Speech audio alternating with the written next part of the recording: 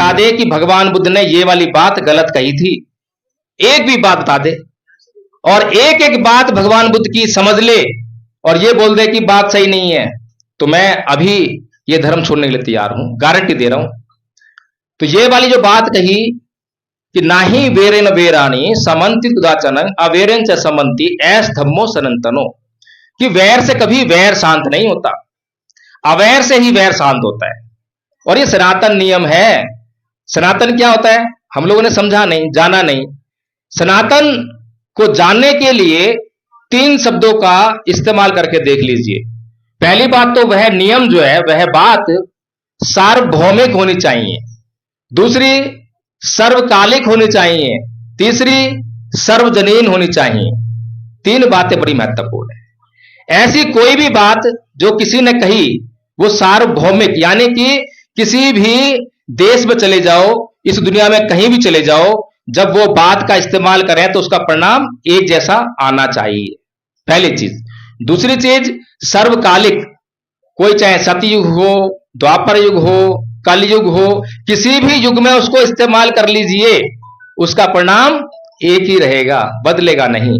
फिर सार्वजनीन, चाहे अमेरिका का आदमी हो, भारत का हो, नेपाल का हो, गोरा हो, काला हो, इस जाति का हो, उस जाति का हो, इस धर्म का हो, उस धर्म का हो, इस भाषा का हो, इस क्षेत्र का हो, किसी पर भी आप उस बात को लागू कर लीजिए, परिणाम एक जैसा रहेगा। गलत का सही क्या बताइए? ये जो बातें मैंने बताई हैं कि वैर से कभी वैर शांत नहीं होता, इससे पहले जो मैंने बात बताई थी सभी पर लागू होती है, सभी जगहों पर लागू होती है, सभी कालों में लागू होती है। इसीलिए भगवान बुद्ध का धर्म जो है सनातन है, ऐस धम्मो सनातन, दवा है हमारे जीवन में। अभी आदरणीय आचार्य नीलम बौद्ध जी संस्कृतियों की बात कर रही थी। एक संस्कृति हमें सिखाती है कि ईंट का जवाब पत्थर से दो, और ये बात हमें अच्छी लगती है, अच्छी लगती है ना सभी को। ईंट का जवाब पत्थर से दो। किसी की गाली सुनना हमें पसंद नहीं है, पसंद है क्या? और किसी ने हमें गाली दी तो मतलब दिमाग में जो है इतना मतलब बैर बैठ गया कि जब तक उसको गाली ना दें, और एक के बदले 2 गाली ना दें, या फिर उसको पिटाई ना कर दें, या लठ से मार ना दें, तब तक जो मन शांत नहीं होता। यानी उसको जब तक सबक ना सिखा दें, जब तक उसको सबक सिखा के, डरा के, धमका के, मार के, पीट के, जब तक उसको शांत ना कर दें, हमारा मन शांत नहीं होता। तब जाकर हमें कुछ अच्छा लगता है, अच्छा फील आता है। तो ये जो संस्कृति बड़ी खतरनाक संस्कृति है। खतरनाक कैसे है कि हमने अपने बच्चों को यही बात सिखाई कि ईंट का जवाब पत्थर से दो, और हमारे बच्चों ने ये बात अच्छी तरह सीख ली।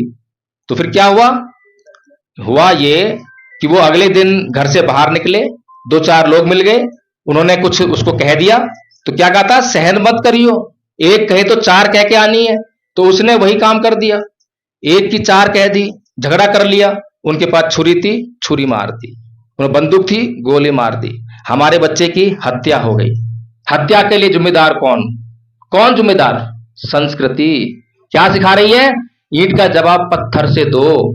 और दूसरी संस्कृति जिसकी तरफ बाबा साहेब हमें लेकर जाना चाहते हैं, भगवान बुद्ध की संस्कृति, वो क्या कह रही है? नाही वेरेन वेराणी समन्ति कुदाचनं अवेरेन च समन्ति ऐस धम्मो सनातनो। जब हमने अपने बच्चों को सिखाया होता कि बच्चा बैर से बैर कभी शांत नहीं होता, शांत रहियो, कोई तेरे को गाली भी दे तो पलट कर जवाब मत दियो, पूछ लियो, अंकल जी जरूर मुझसे कुछ गलती हुई होगी, इसीलिए आपने मुझे गाली दी है, बताइए ताकि मैं अपने अंदर सुधार कर सकूं, मेरा कल्याण हो सके, जरूर मुझसे कुछ गलती हुई है।